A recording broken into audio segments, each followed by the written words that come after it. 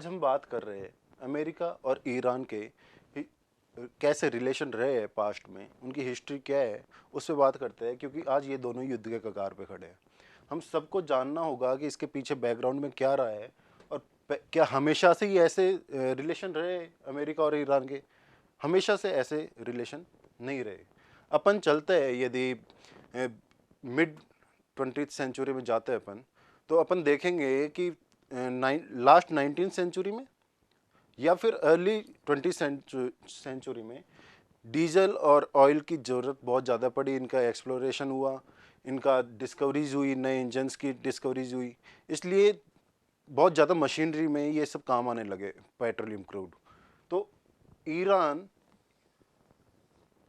और जो भी अरब रीजन है वहाँ पे बहुत ज़्यादा ऑयल पाया गया, लेकिन वहाँ पे अभी इतना टेक्नोलॉजिकल डेवलपमेंट था नहीं कि वो अपना खुद ऑयल फील्ड का एक्सप्लोरेशन कर सके या ऑयल वहाँ से निकाल सके।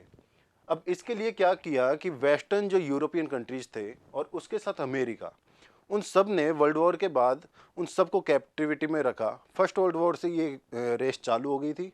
अब उसमें जैसे ब्रिटिश की अपनी कंपनी थी जो ईरान में काम कर रही थी, अमेरिका की अलग थी, फ्रांस की अलग अलग थी। तो ईरान में एक कंपनी थी, Anglo Iran oil company. Anglo Iran oil company का एक नेशनलाइजेशन कर दिया गया था मोसद्देक के द्वारा। और मोसद्देक कौन था? वो इलेक्टेड गवर्नमेंट से लीडर चुन के आया था। उसने क्या किया, जो एंग्लो ईरानियन ऑयल कंपनी थी उसका नेशनलाइजेशन कर दिया।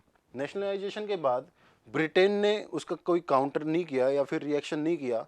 उससे डर था यूएसए को लगा कि ये एक नज़ीर बनेगा आगे जाके, और इसको एग्जाम्पल के तौर पे लोग लेंगे, मतलब अदर कंट्रीज लेंगे जिन जहाँ पे ऑयल एक्सप्लोरेशन कर रहे हैं सब।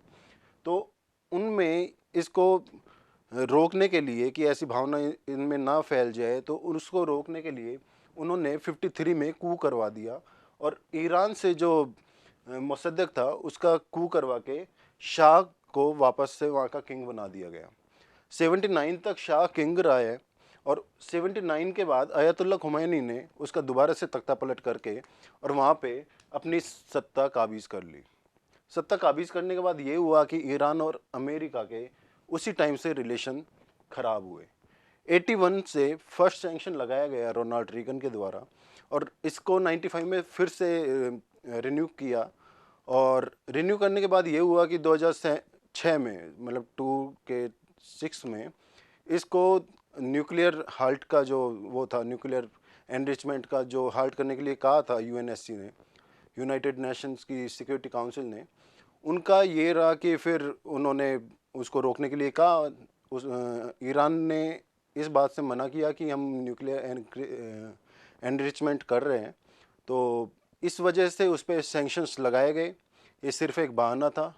और या फिर ईरान ने मतलब ये कहा भी कि आप हमारे यहाँ पे भाई सोवरेनिटी में आप दखलंदाजी मत कीजिए।